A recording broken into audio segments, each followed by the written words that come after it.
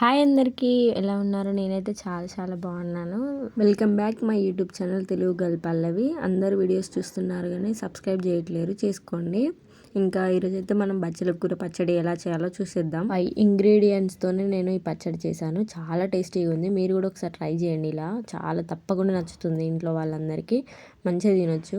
ప్రాసెస్లోకి వెళ్ళిపోదాం. మంచిగా కాడలు తింపుకోవాలి. తింపుకున్న తర్వాత ఇంకా ఒక బౌల్లో వేసుకొని మంచిగా కట్ చేసి పెట్టుకోవాలి. చిన్న చిన్న పీసెస్ కట్ చేసి పెట్టుకున్న తర్వాత ఇంకా నేనైతే పచ్చిమిర్చి కూడా దానికి సరిపడా తీసుకున్నాను అనమాట. ఒక 10-12 అట్లా తీసుకున్నాను అనమాట.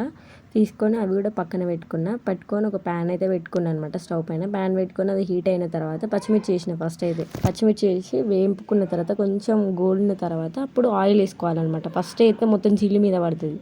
ఇట్లా అయితే అయిపోతుంది. ఇంకా ఎల్లిపాయలు తీసుకున్నాను అనమాట. ఒక 10 రెబ్బలు తీసుకున్నాను అనమాట. అంతే.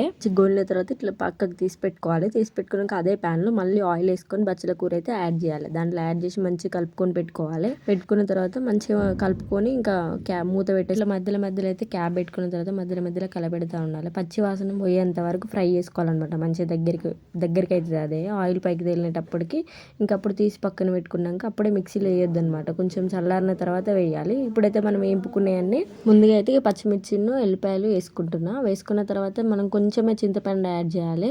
అప్పుడైతేనే టేస్ట్ బాగుంటుంది. కొంచెం సాల్ట్ ఇంకా బచ్చల కూర కూడా యాడ్ చేస్తున్నాను. మొత్తం వేసుకున్న తర్వాత ఇంకా గ్రైండ్ అయితే వేసుకోవాలి. మంచిగా మెత్తగా కాకుండా అటు మరీ తిక్కు కాకుండా కొంచెం వాటర్ కూడా వేసుకోండి. ఇంకా పోపు చేసుకుందాం. ఇప్పుడైతే గ్రైండ్ చేసుకున్న తర్వాత ఇప్పుడైతే అదే ప్యాన్లో మళ్ళీ ఆయిల్ పెట్టుకోవాలన్నమాట. ఆయిల్ వేసుకున్న తర్వాత ఆవాలు, మళ్ళీ జీలకర్ర, ఎండుమిర్చి 2 తీసుకున్నాను అనమాట. ఎండుమిర్చి కూడా యాడ్ చేసుకోండి. యాడ్ చేసుకున్నాక ఇవి మంచిగా గోలిన తర్వాత కరివేపాకు కూడా వేసుకోండి. వేసుకున్న తర్వాత ఇది కూడా మంచిగా ఫ్రై కావాలి కరివేపాకు. అప్పుడైతేనే టేస్ట్ ఉంటుంది, తినగలుగుతాం. పసుపు కూడా యాడ్ చేసుకోండి. యాడ్ చేసుకున్నాక ఇంకా మనం గ్రైండ్ చేసుకున్న చట్నీ కూడా దాంట్లో యాడ్ చేసేయండి. ఇంకా 2-3 మినిట్స్ అయితే ఫ్రై చేసుకోండి సిమ్లో పెట్టి. ఇంకా ఫ్రై చేసుకున్న తర్వాత ఒక బౌల్లోకి అయితే నేను తీసి సర్వ్ చేసుకున్నాను అనమాట.